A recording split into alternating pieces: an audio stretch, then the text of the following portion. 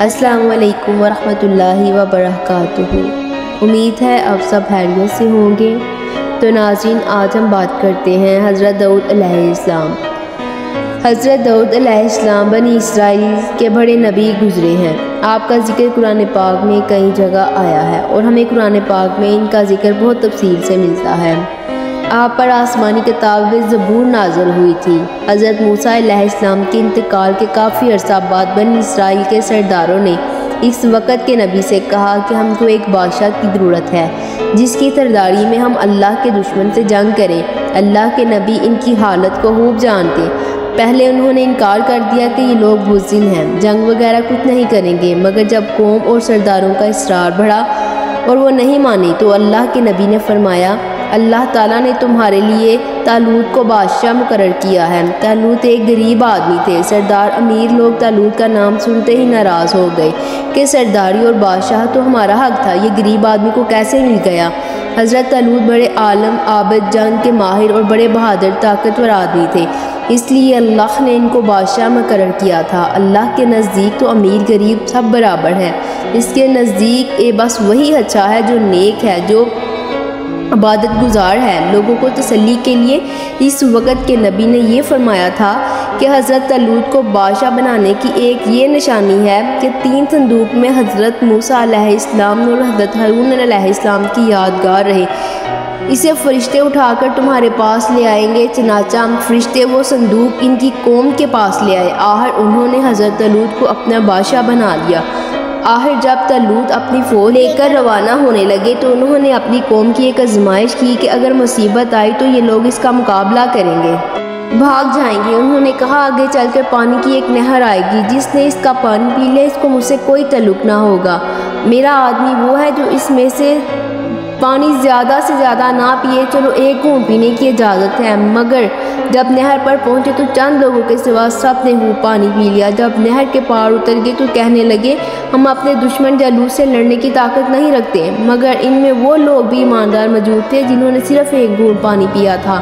وہ پکار اٹھے کہ اکثر ایسا ہوتا ہے کہ اللہ کے حکم سے تھوڑی سی جماعت بھی بڑی جماعت پر غالب آ جاتی ہے۔ اللہ تعالیٰ ہمیشہ صبر کرنے والوں کے ساتھ دیتا ہے۔ جب یہ لوگ جالوت کے لشکر کے سامنے آئے تو دعا کی، اے ہمارے رب، ہم نے اپنے پاس صبر عطا کر تاکہ ہم دشمنوں سے ڈر کر پیچھے نہ ہٹیں، ہمارے پاؤں جمائے رکھنا اور ہمیں فتح حاصل کرنا۔ پھر اللہ کے حکم سے انہوں نے دشمنوں کو شکست دی۔ حضرت طالوت علیہ السلام کے بعد حضرت داؤد علیہ السلام کو اللہ تعالیٰ نے حکومت عطا کی، اور حکومت بھی ایسی عطا کی کہ انسانوں کے ساتھ پہاڑوں اور پرندوں کو بھی کافروں کو فرما بردار کر دیا، جن کو دنائی اور مقدموں کے فیصلے کرنے کی لیاقت بخشی، پھر بھی وہ اللہ کی عبادت ہر وقت کرتے رہے۔ اللہ نے ان کو حکم دیا تھا کہ یہ اپنی ساری زندگی نیک کاموں پر خرچ کریں۔ ایک دفعہ اللہ تعالیٰ نے ان کا امتحان لیا۔ اس طرح کے 2 آدمی دیوار پھاند کر ان کے مکان میں گھس آئے جس میں وہ عبادت کرتے تھے۔ آپ نے انہیں دیکھا تو گھبرا گئے۔ انہوں نے کہا، آپ گھبرائیں نہیں، ہم اپنا جگرالے لے کر آئے ہیں۔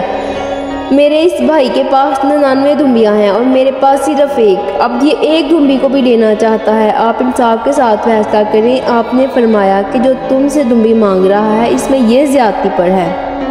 اکثر شریک ایک دوسرے پر زیادتی کرتے ہیں، البتہ جو لوگ اللہ تعالیٰ پر ایمان رکھتے ہیں اور نیک کام کرتے ہیں اور اس کی زیادتی سے بچ جاتے ہیں، مگر ایسے شریک بہت کم ہوتے ہیں۔ جب یہ لوگ چلے گئے تو آپ کا خیال گزرا کہ اللہ نے یہ میرا امتحان لیا ہے۔ انہوں نے توبہ کی، سجدے میں گر پڑے اور اللہ کی طرف توجہ کی۔ اللہ تعالیٰ نے فرمایا کہ اے داؤد، ہم نے تمہیں اس زمین کا خلیفہ بنایا ہے، لوگوں میں انصاف کرنا، اپنی خواہش پر نہ چلنا، ورنہ اللہ کی راہ سے بھٹک جاؤ گے۔ تو حضرت داؤد علیہ السلام کے قصے میں ہمیں سبق ملتا ہے، مسلمانوں کے بادشاہ کے لیے امیر ہونا ضروری نہیں، بلکہ اس کو عالم، طاقتور، بہادر اور لڑائی کے طریقے میں معلوم ہونا چاہیے۔ جیسے حضرت طالوت کو غریب آدمی تھے مگر یہ سب خوبیاں ان میں موجود تھی۔ اللہ تعالیٰ نے ان کو بادشاہ بنایا۔ دشمن سے لڑائی جیتنے کے لیے یہ ضروری نہیں کہ تعداد زیادہ ہو، مگر ضروری یہ ہے کہ ہمارا اللہ پر کامل یقین ہو اور ہماری مدد کرے گا۔ ہم موت سے نہ ڈریں اور اپنے امیر کی اطاعت کریں، ہمارے پاس کتنی ہی دولت آ جائے، یہاں تک کہ چرند پرند، پہاڑ، لوہا سب ہمارے تابع ہو جائیں، مگر ہمیں اللہ کو نہیں بھولنا چاہیے، دل کی خواہشات پر نہیں چلنا چاہیے، کے ساتھ انصاف کرنا چاہیے اور ہمیشہ راہ حق پر چلنا چاہیے۔ کیونکہ اللہ تعالیٰ کی نظر میں امیر غریب سب میرے پیاروں ایک برابر ہیں، اور اللہ کے نزدیک تو وہی سب سے بہتر ہے جو اللہ تعالیٰ کا شکر گزار ہے اور جو اپنی زندگی نیک کاموں پر گزار دیتا ہے۔